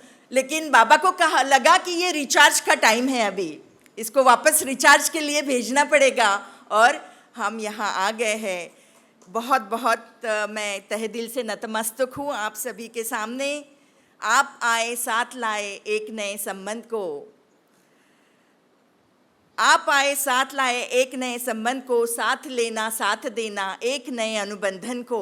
कहे भी तो क्या कहे, शब्द पड़ जाते हैं न कम। अभिनंदन अभिनंदन अभिनंदन। बहुत सुंदर राष्ट्रीय सम्मेलन आयोजन किया है और उसका विषय भी उतना ही बहुत ही मजबूत है। आध्यात्मिक जीवन और मूल्यनिष्ठ समाज। और आज के सत्र का हमारा विषय है जब विपरीत परिस्थिति में हम कैसे समतोल बनाए रखें, टर्बुलेंस में हम कैसे बैलेंस बनाए रखें। जैसे आप को मैं कहना चाहती हूँ कि मैं एक विधि महाविद्यालय लॉ कॉलेज की प्राचार्य हूँ। तो समाज में जहाँ जहाँ टर्बुलेंस है, समस्या है, तो लॉ कमीशन और हमारा जो पार्लियामेंट है वो एक लॉ बनाता है और उस पर कुछ समस्या का हल ढूंढने की कोशिश करता है। लेकिन आज के मेरे इतने बड़े अनुभव का यही सार रहेगा कि कोई भी कानून किसी समस्या का हल नहीं हो सकता, बल्कि यहाँ का जो ज्ञान है वो यहाँ का सबसे बड़ा हल हो सकता है। जैसे आज सुबह बहुत ही सरल भाषा में हमको राजयोगिनी गीता दीदी ने कहा कि हम एक कौन है, तो हम एक आत्मा है। और ये आत्मा जो एक ड्राइवर रहता है वो गाड़ी चलाता है, लेकिन वो अपने आप को कभी गाड़ी नहीं समझता, लेकिन हम हमारे शरीर को ही आत्मा समझते हैं। इतने सरल और एकदम ल्यूसिड लैंग्वेज में उन्होंने हमको कहा था। तो मुझे यहाँ शॉर्ट में यही कहना है कि जब हम देखते हैं कि हमारे समाज में बहुत सारे उतार चढ़ाव आते हैं, समाज की जो मैं कुछ दाखले देना चाहूँगी कि लॉ कैसा होता है। जब हम देखते हैं कि विश्व की आधी संख्या हमारे महिलाओं की है, जब हम 140 करोड़ भारत की जनता बोलते हैं, उसकी आधी संख्या हमारी महिलाओं का है। लेकिन महिलाओं पे महिला आयोग का जब हम सर्वे देखते हैं तो हमको पता चलता है सबसे अपराध और सबसे जो भी गुने होते हैं महिलाओं के साथ रहते हैं, क्योंकि वो फिजिकली वीक है। और हमारे समाज ने हमारे पूरे उसमें मेल शॉविनिस्ट जो हमारे कानून है, हमारा जो हम सक्सेशन एक्ट वगैरह देखते हैं, वहाँ 94 में पहली बार महिलाओं को हमारे जो पुरखों की जायदाद है, एंसेस्ट्रल प्रॉपर्टी, उसमें उनको पहली बार उनको वारिस करके उनको कहलाया था। जब लॉ कमीशन ने कहा कि महिला सक्षम नहीं है, उनके पास पैसे नहीं है, उनके पास ताकत नहीं है। ताकतवर हम किसको कहते हैं? जिसके पास पैसा है, पावर है, उनको ताकत बोलते हैं। आज भी हमारे पार्लियामेंट में 556 MPs है, लेकिन हमारे कितने मिनिस्टर्स हैं? 2-3 नाम हमारे सामने आते हैं, ईरानी जी, सीतारमन, और उसके आगे हमको याद नहीं आते। तो जब हम ये सर्वे करते हैं तो हमको लगता है कि महिला बहुत ही अपने आप भी वो मतलब पीछे रहना चाहती है। एक उदाहरण मैं देना चाहती हूँ। हमारे इसमें एक केस हुई थी, वन्नम्मा वर्सेस आंध्र प्रदेश की केस थी। तब उसने 40 साल अपने ब्याही जिंदगी के बाद, the husband had extra marital affair with somebody, किसी के साथ रहने लगा। तो हमारे लॉ में रहता है कि रेस्टिट्यूशन ऑफ कंजुगल राइट, अगर शादी की है तो साथ में रहना पड़ेगा। और वो जब restitution of conjugal right court में दाखिल करती है तो उनके पतिराज ने ये एक डिफेंस लिया था कि जब मेरी शादी हुई थी तब मेरी वाइफ 18 के नीचे थी, तो मेरी शादी वैलिड नहीं है, मेरी शादी वैलिड नहीं है। और तब हमने कानून बनाया था, सरकार ने कानून बनाया था कि हर मैरिज इनके वैदिक पद्धति से हो, कोई भी है, मैरिज सर्टिफिकेट होना ज़रूरी है। मैं इस सभागृह को पूछती हूँ, कितने लोगों के पास हमारे पास मैरिज सर्टिफिकेट है? बहुत ही गिने चुने हाथ ऊपर आएंगे, क्योंकि हम सजग नहीं हैं। जैसे दीदी हमको कहती कि हम हमारे ज्ञान के प्रति सजग नहीं है, हम बहुत सारे चीज़ों के प्रति सजग नहीं हैं। जैसे सक्सेशन एक्ट में बोला है कि पहली बार हमको संपत्ति में हमारा ये दिया है, हमको वारिस करके दिया है, लड़का हो या लड़की, डॉटर्स लॉ बोलते हैं उसको। तुम्हारे पिताजी की संपत्ति में उसका आधा हिस्सा बाकायदा है, उसको बिल्कुल लड़के जैसा होना चाहिए। मुझे मालूम है, लेकिन मेरे भाई के पास मैं नहीं जाऊंगी और बोलूँगी कि भैया मुझे आधा हिस्सा दो मेरे पापा की प्रॉपर्टी का, क्योंकि मुझे मालूम है मैं जो साल में एक बार जाऊंगी, मुझे वो जो मायके वाली साड़ी मिलने वाली है वो भी नहीं मिलेगी अगर मैं वैसे जाऊंगी। तो ये बहुत सारे टर्मोइल्स है, यहाँ पे बहुत दाखले दे सकते हैं। फिर भी हमारे यहाँ चैलेंजेस की बात मैं करूँगी। हमारे यहाँ जो लॉ है, हमारा कॉन्स्टिट्यूशन है, जो supreme law of the land बोलते हैं उसको, संविधान बोलते हैं, जो बाबा साहेब अम्बेडकर और हमारे थोर समाज सुधारकों ने लिखा हुआ है ये। और वो कहते हैं कि हमारे यहाँ there should be equality before law, there shouldn't be discrimination on the ground of caste, creed, sex, birth of place, कोई भी डिस्क्रिमिनेशन नहीं होना चाहिए। लेकिन हमारे वास्तविक जीवन में ये डिस्क्रिमिनेशन हम बहुत हर जगह दिखते हैं। ये शूद्र है, ये उच्च जाति का है, ये है, वो फलाना है, ये महिला है, इसको द्वितीय स्थान दो। लेकिन ये सब चीज़ें मैं इस पावन भूमि में कभी भी नहीं दिखती। मुझे लगता है जेंडर इक्वालिटी यहाँ सही मायने होती है। महिलाओं का तो बहुत मतलब जी हाँ, युवकों का युवकों का, जैसे मैं युवकों से ज़्यादा ये करती हूँ, हमारे 3 बंदर हमको मालूम है, लेकिन एक चौथे बंदर में बहुत तहलका मचा दिया है। हमारे बच्चे सुनते नहीं हैं, हमारे बच्चे देखते नहीं हैं, हमारे बच्चे बोलते नहीं हैं, उससे कितना भी, क्योंकि वो चौथे बंदर के साथ मोबाइल में घुसे पड़ते हैं। और ये चौथा बंदर है, इसने हमारी पूरी युवक जो है उनको बहुत ही क्या बोलते हैं, इनप्रोडक्टिव करके रखा है। कोई, मैं बोलती हूँ, कोई किसी को अगर देश को नेस्तनाबूद करना है तो कोई बॉम्ब की ज़रूरत नहीं है, उसकी युवा पीढ़ी को तुम ख़त्म कर दो, डिरेल कर दो, वो देश वैसे ही ख़त्म हो जाएगा। लेकिन ये काम ये हमारे ब्रह्म कुमारी कर रही है। मैं तहे दिल से इनको ये करती हूँ। जब से मैंने एक छोटा सा किस्सा मैं बता के मेरे विराम दूंगी। हमारे एक ऐसा एक सिचुएशन है कि जहाँ पे एक प्रेग्नेंट हिरन है, वो वहाँ खड़ा है, लेकिन सामने एक शिकारी है, उसको बिल्कुल बांध पकड़ के मारने को तैयार है। दाहिने हाथ में एक शेर उस पे अटैक करने वाला है और दूसरे साइड पे जंगल में आग लगी है। और ऐसे इसमें ये हिरन क्या करेगा? चारों तरफ से टर्मोइल है, तूफान है, क्या करेगा? महाराष्ट्र के बहुत ही जाने माने श्रीकांत जिचकार है, इनकी थियोरी है। उन्होंने कहा, ये सवाल वो हमेशा बताते थे, अब क्या करेगा? तो वो बोलते हैं, उतने में बादल बरसने लगते हैं, बिजली कड़कती है और वो आवाज़ से वो शिकारी रहता है, उसके हाथ से बांध फिसल जाता है, दूसरा चला जाता है और बारिश बंद हो जाती है। इतनी घमासान बारिश होती है तो आग बंद हो जाती है। Nature takes its own decision when you are in the turmoil. Faith रखो, विश्वास रखो, और यही मैसेज हमारे इस ईश्वरीय विज्ञान विश्वविद्यालय में हमको मिलता है। मैं आशा करती हूँ कि ये सब हमें बारंबार मिले। अभी तो नापी है मुट्ठी पर ज़मीन, अभी तो आसमान बाकी है। आयोजकों ने 2 शब्द बोलने की सुविधा दी, धन्यवाद, बहुत तहे दिल से धन्यवाद। धन्यवाद बहन वर्षा जी का। आपने बहुत ही प्रभावशाली रूप में अपने वक्तव्य दिए।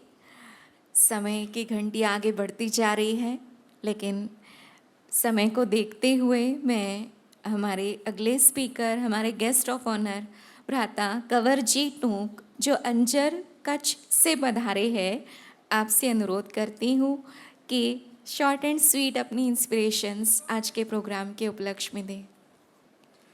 ओम शांति, ओम शांति। ईश्वरीय विश्वविद्यालय सामाजिक उत्थान, આધ્યાત્મિક રીતે સમાજના ઉત્થાનની આજની સાંજના સેક્શનમાં પધારેલા અને આજના સેક્શનમાં ઉપસ્થિત મંચસ્થ राजयोगिनी दीदी जी, महानुभावों और सभी देश के अलग अलग कोने से, अलग अलग राज्य से और अलग अलग विचारधारा और अलग अलग एनजीओ और संस्थाओं वाले जो पधारे हैं, सब भाइयों बहनों को सबको नमस्कार। और जो हमारे पड़ोसी देश नेपाल से आए हुए हैं, उस सबको खूब खूब अभिनंदन। आप सब जानते हैं कि ये ईश्वरीय विश्वविद्यालय समाज का उत्थान और ईश्वर के प्रति हम लोगों का आदर भाव, हम लोगों का जो श्रेणी में हम जी रहे हैं उससे अलग कोई ढंग है। हम ये समाज कच्छ गुज्जर क्षत्रिय समाज से आ रहे हैं। हमारा समाज कच्छ से ऑल इंडिया लेवल में 60 से 70 हज़ार की ये आमदनी है। हम लोग 4 जन आए हैं और इससे पहले भी 3-4 साल वक्त आ गए हैं। हम हमारे जो बाबूभाई पर ब्रह्मा कुमार बाबूभाई परमार ये संस्था से 45 वर्ष से जुड़े हुए हैं और उसी प्रेरणा से यहाँ हमारा समाज कहीं भी प्रोग्राम होते हैं उसमें आते रहते हैं।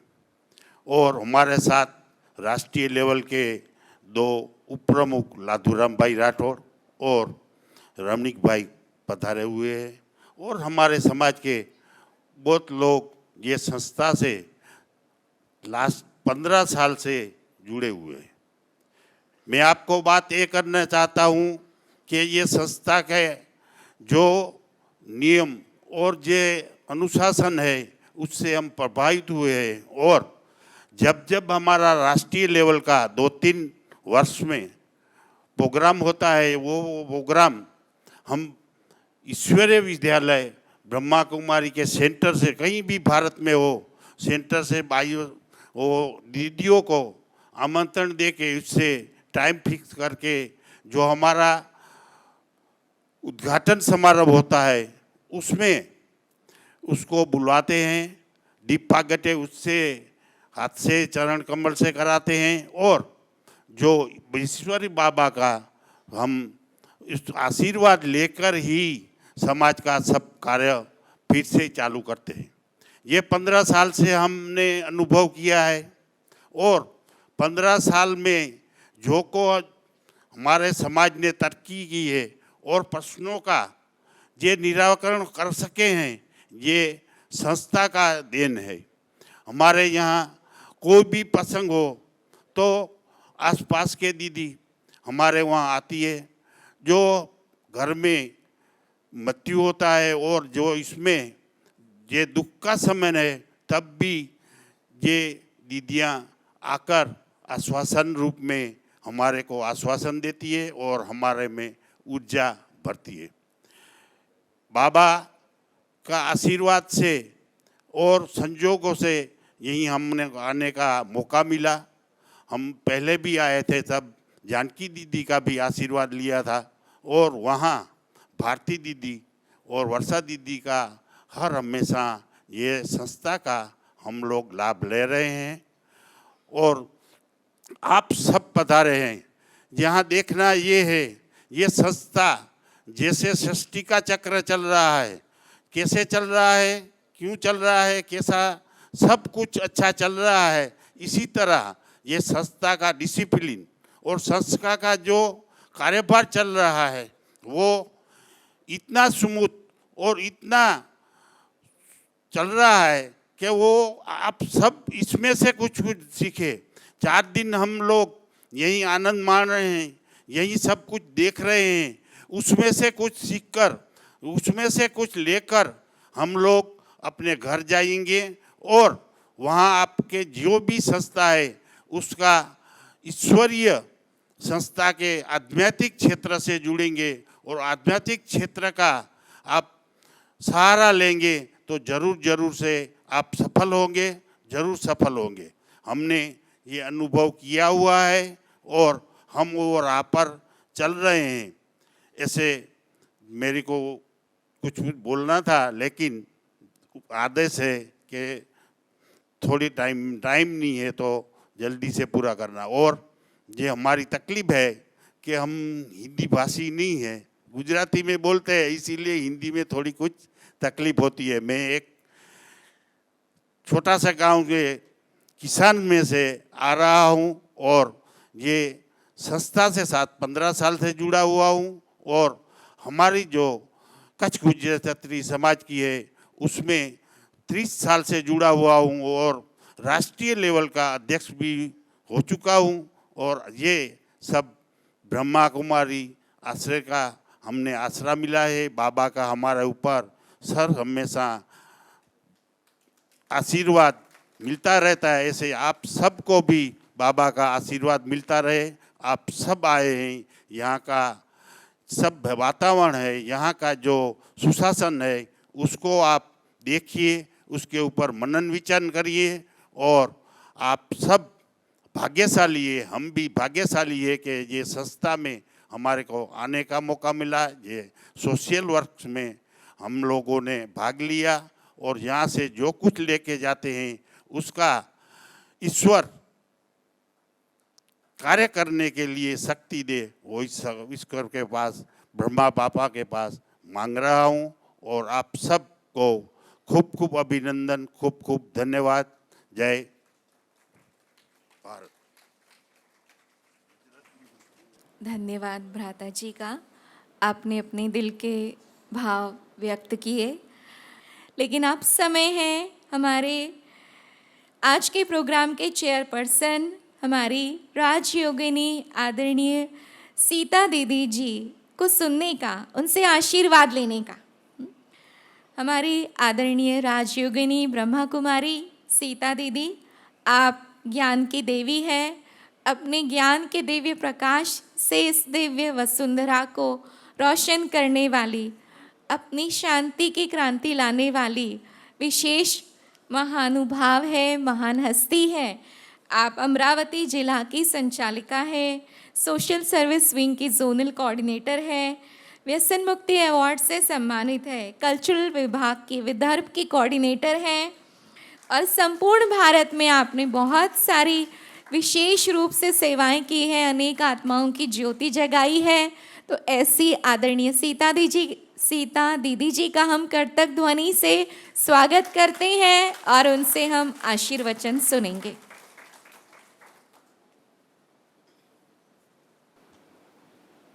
ओम शांति। आप सभी लंबे समय से बैठे हैं, बड़े प्यार से कहेंगे ओम शांति, ओम शांति, ओम शांति। रिलैक्स। आज का विषय है अशांति के हलचल में भी हम किस तरह से अपने बैलेंस को रख सकते हैं।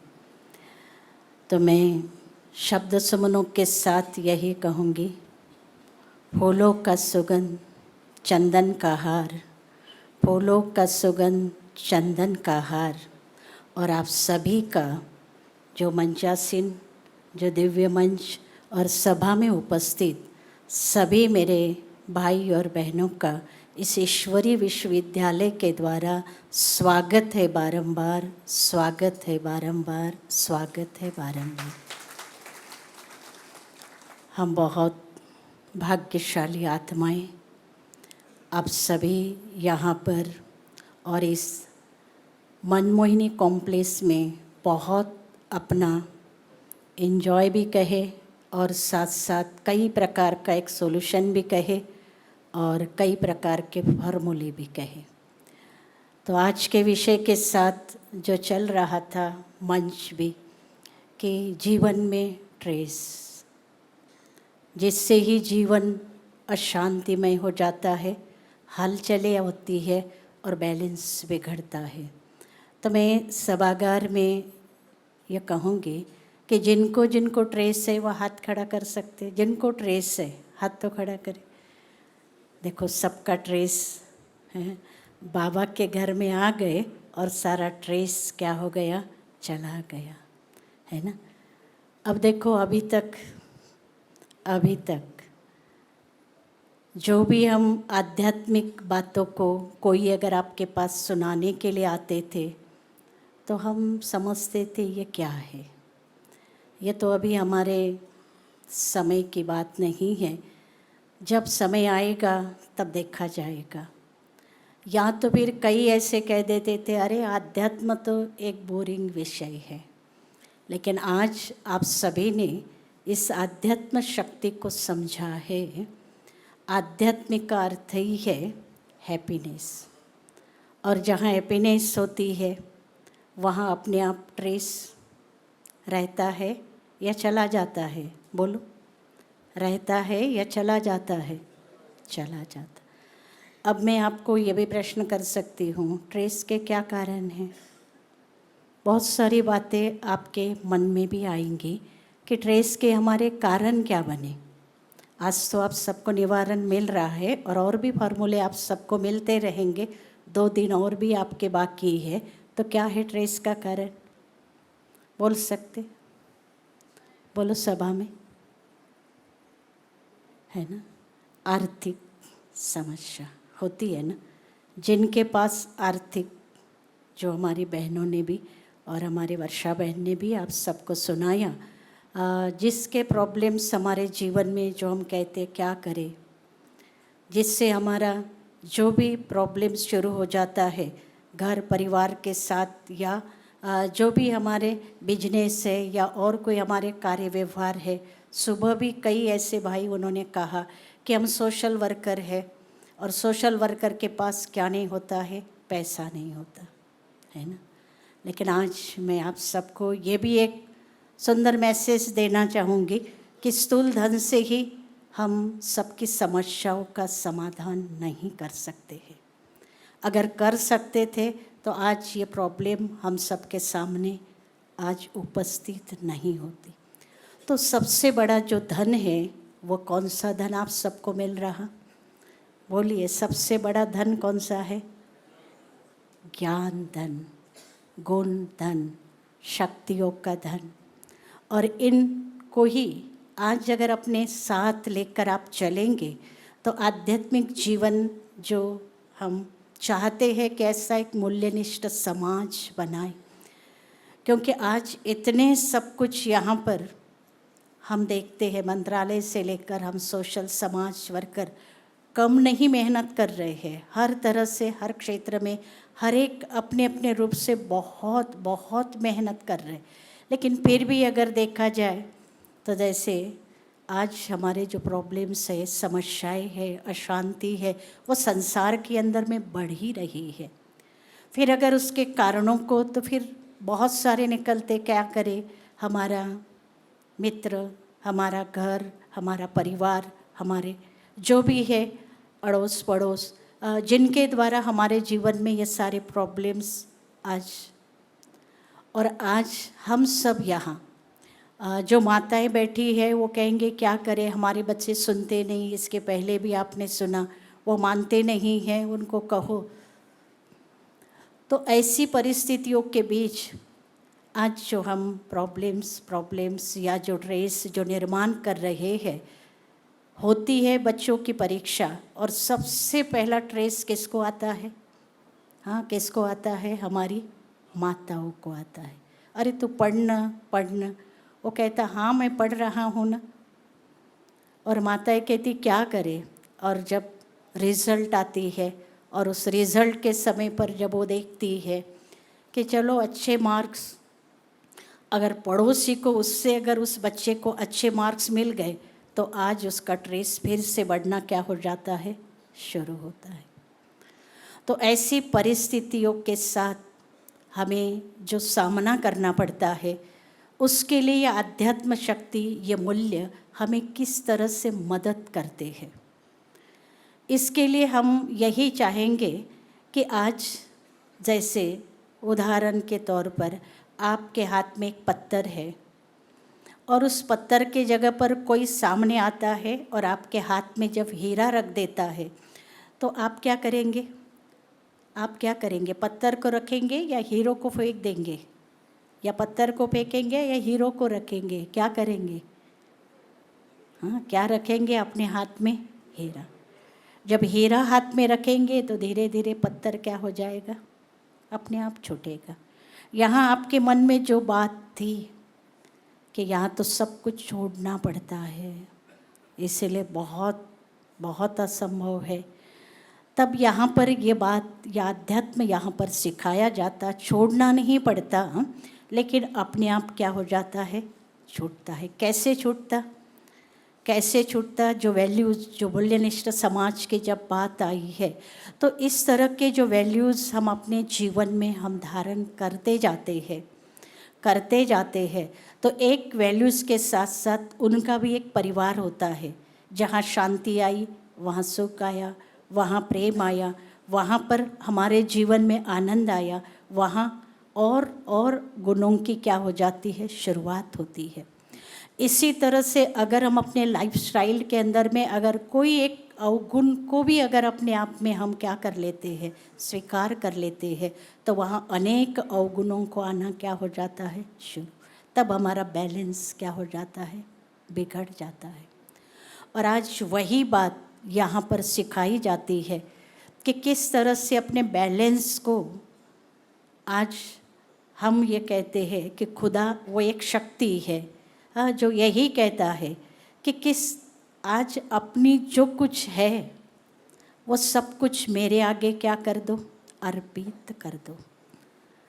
और आज महाभारत के अंदर में जो द्रौपदी की बात हम सुनते जा रहे थे, उसको भी जो 21 साड़ियाँ जो मिली है, इन सब के साथ सबके हाथ जोड़ने के बाद किसी ने उसको मदद नहीं की, लेकिन जब उसने सब कुछ छोड़कर उस श्री कृष्ण का क्या किया, उसने आह्वान किया, तब उसको क्या मिली, एक नहीं लेकिन कितनी, 21 साड़ियाँ। दुर्योधन भी आज खींचते खींचते थक गया। इसी तरह से हमारे जीवन के ये जो प्रॉब्लम्स, तो वह अगर अपने आप को उस ईश्वर पिता के आगे अगर बुद्धि से, मन से अगर समर्पित कर देते हैं, तो अपने आप सारे प्रॉब्लम्स का हल आपको करना नहीं पड़ता है। लेकिन आज हमारी बचपन से लेकर इस आध्यात्मिक क्षेत्र के साथ जब हम जुड़े हुए हैं, जैसे आपके आगे अनेक प्रकार के प्रॉब्लम, समस्याएं, परिस्थितियाँ, इसी तरह से जिस क्षेत्र के साथ हम भी रहते हैं, तो वहाँ भी समाज के साथ हमको जब रहना पड़ता है, तो ये सारे प्रॉब्लम्स जब आते हैं, तो वो हम सबको प्रश्न करते हैं कि कभी तो आपके चेहरे पर ऐसी गम की रेखाएं नहीं दिखाई देती, बातें तो है, समस्याएं तो है। तो उसके लिए एक फार्मूला इस विद्यालय के अंदर में दिया जाता है, जो आप सभी भी अपने साथ लेकर के जाना।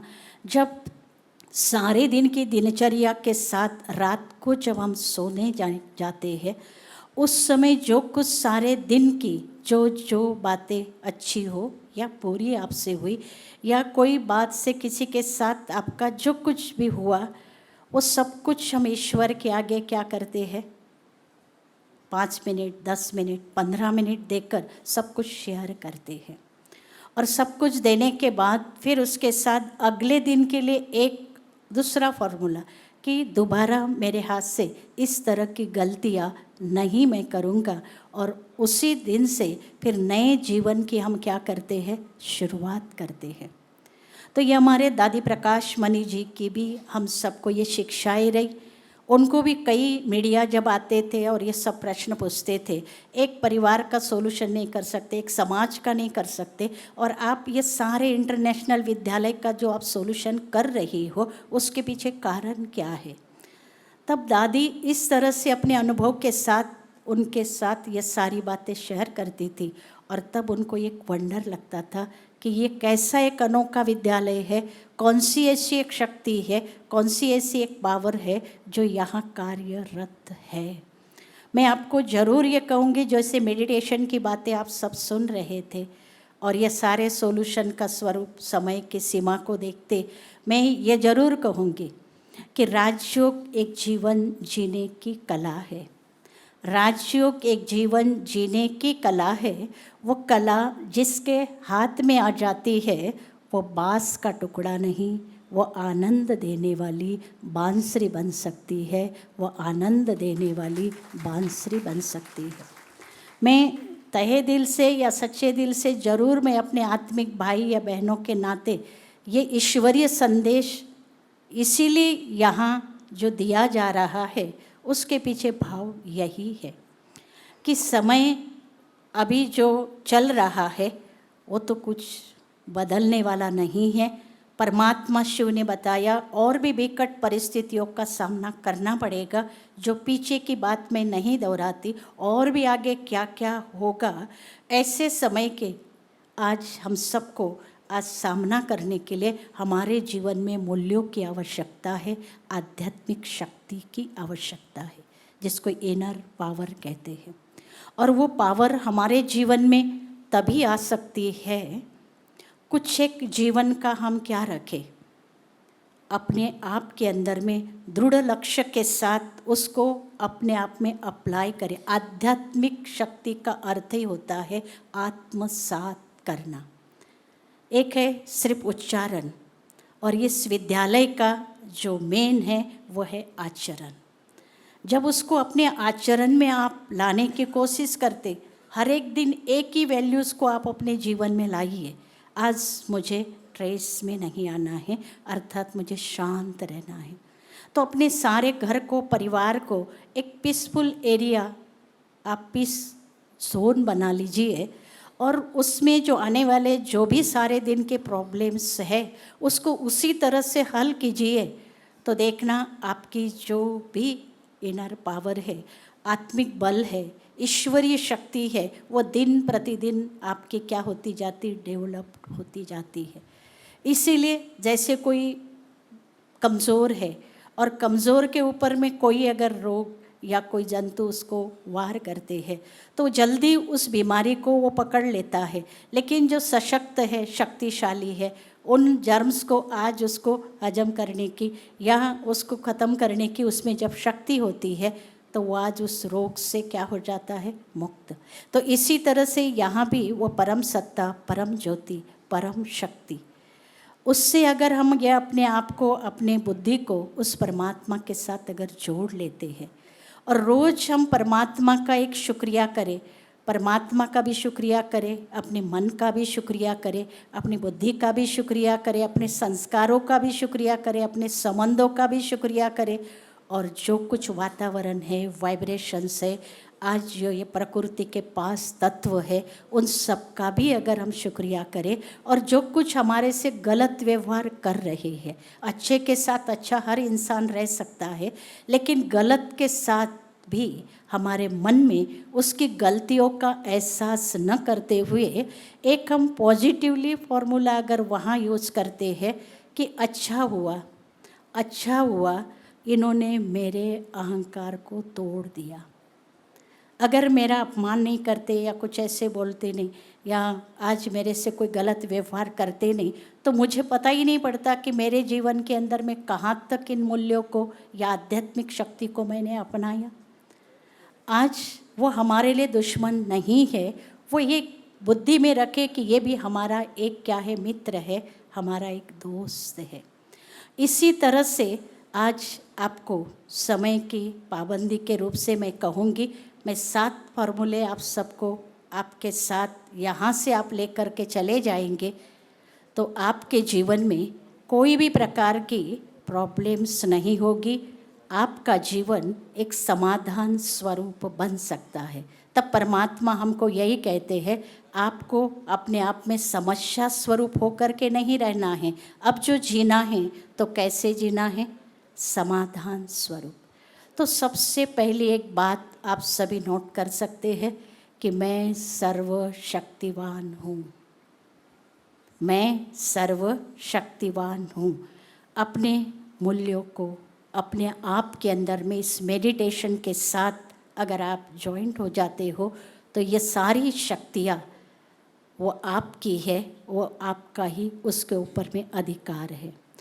दूसरा, उसमें आप सभी यह याद रखना कि मैं सदा खुश हूँ, क्योंकि आज जो हम खुशी ढूंढ रहे थे, किस में ढूंढ रहे थे, वस्तुओं में, है ना, कोई पोस्ट पोजीशन में, हर एक की अपनी अपनी है, कोई अपनी कला, लेकिन खुशी वो अल्पकालीन, आप सब जानते हैं। किसी भी क्षेत्र में आप चले जाओ, कोई ऐसा नहीं कहता कि हमें कोई ट्रेस नहीं है या अशांति नहीं है। तो यहाँ पर सदैव याद रहे कि मैं सदा खुश हूँ, क्योंकि मेरा साथी, तीसरी बात, सर्वशक्तिवान परमपिता परमात्मा है, मेरा साथ परमात्मा है। तो जैसे एक छोटा बच्चा होता है और छोटे बच्चों को बोला जाता है, बेटा ये रास्ता आपको क्रॉस करना है, तो अकेला क्रॉस करना है, वो डरता है, जाता है फिर वापस आता है, जाता है फिर वापस आता है। लेकिन जब उसके मम्मी पापा उसके साथ में रहते हैं और दोनों हाथ उसके पकड़ते हैं और पकड़ करके जब रोड क्रॉस करना शुरू करते हैं तो वो कैसा अपना अनुभव करता कि जैसे एंजॉय कर रहा, जैसे झूले में क्या हो रहा, झूल रहा है।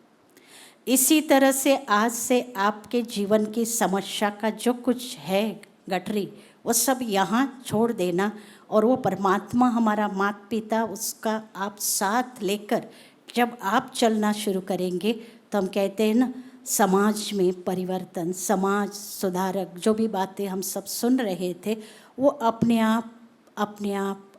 आप से ही आपकी शुरुआत हो जाएंगी।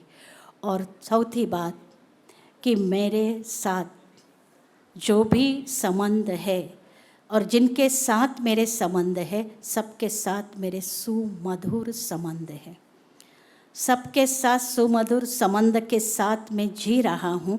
और इसीलिए जहाँ प्यार है, तो जहाँ स्नेह है, तो जहाँ एकता है, वहाँ कोई प्रॉब्लम्स नाम की चीज़ तो होती ही नहीं है।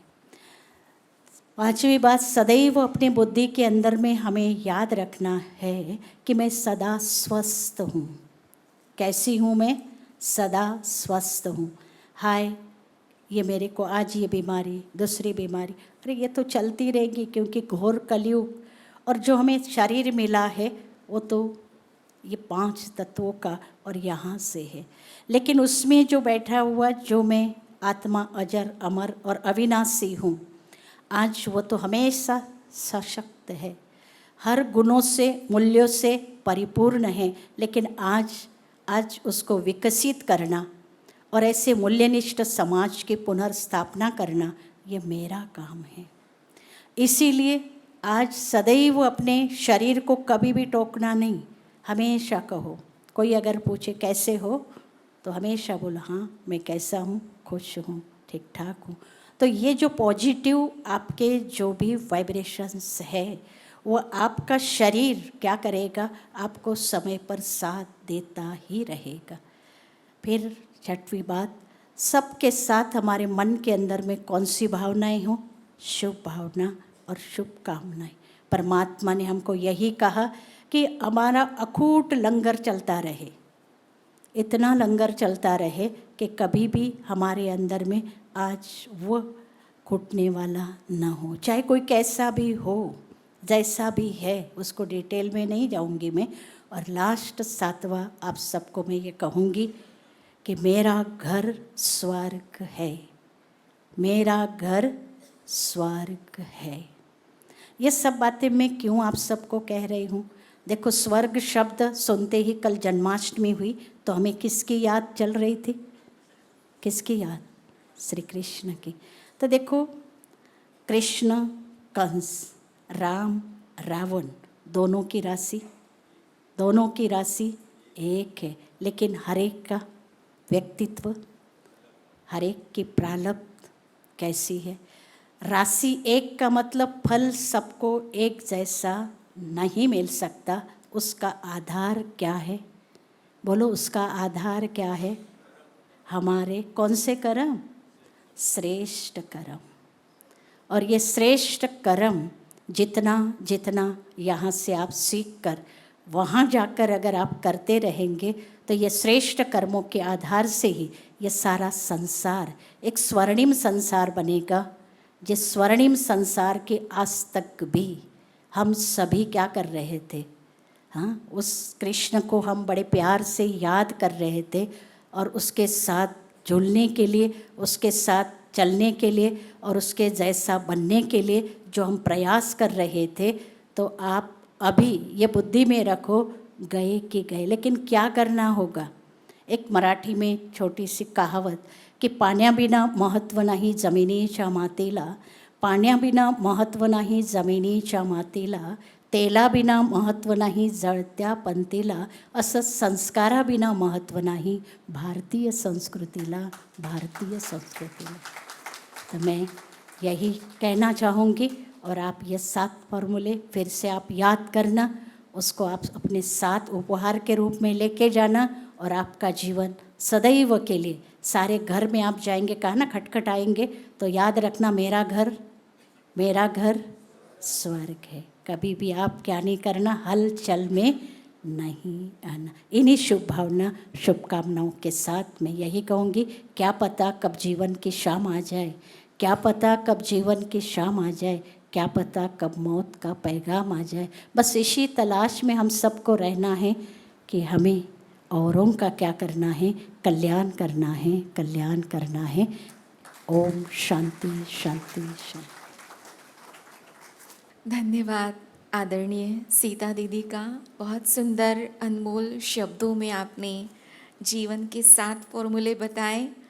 सभी को एक बात अवश्य याद रखनी है, अपने मस्तक पटल पे लिखना है, मेरे साथ सब कुछ अच्छा होगा। बोलेंगे मेरे साथ, मेरे साथ सब कुछ अच्छा होगा। जो हुआ सो अच्छा, जो हो रहा है वो बहुत अच्छा, और जो होने वाला है वो सबसे अच्छा। तो बहुत सुंदर आज का सेशन रहा। अभी सभी मेहमानों को मोमेंटो दिया जाएगा स्टेज पर। तो मैं बहनों से अनुरोध करती हूँ कि वो मोमेंटो लेकर आए। अभी मैं विजया दीदी डूंगरपुर से अनुरोध करती हूँ कि आप बहन डॉक्टर वर्षा देशमुख जी को मोमेंटो प्रदान करें। आप सभी तालियों के द्वारा उनका सम्मान करें। और आदरणीय सीता दीदी और विजया दीदी बहन पूजा जी को भी, जो दिल्ली से पधारी हैं, मोमेंटो प्रदान कर रहे हैं। आप तालियों में कंजूसी ना करें, बस ये प्रोग्राम अब अंतिम पड़ाव पर है और संपन्न ही हो रहा है। और मैं हमारे भ्राता ब्रह्मा कुमार वीरेंद्र भाई जी से अनुरोध करती हूँ कि हमारे आज के मेहमान भ्राता कंवर जी को आप मोमेंटो देकर सम्मानित कर रहे हैं। बहुत सुंदर आज का ये सेशन रहा। हमारी तो बस आप सभी के लिए यही दुआ है, खुशियों के झूले में झूले आप, प्यार के फूलों में महके आप। और हमारी तो बस इतनी ही तमन्ना है कि कभी मुस्कुराना भूले ना आप, कभी मुस्कुराना भूले ना आप। ओम शांति। सभी का तहे दिल से बहुत बहुत धन्यवाद। आपने सेशन की शोभा बढ़ाई। पुनः आपका धन्यवाद। ओम शांति।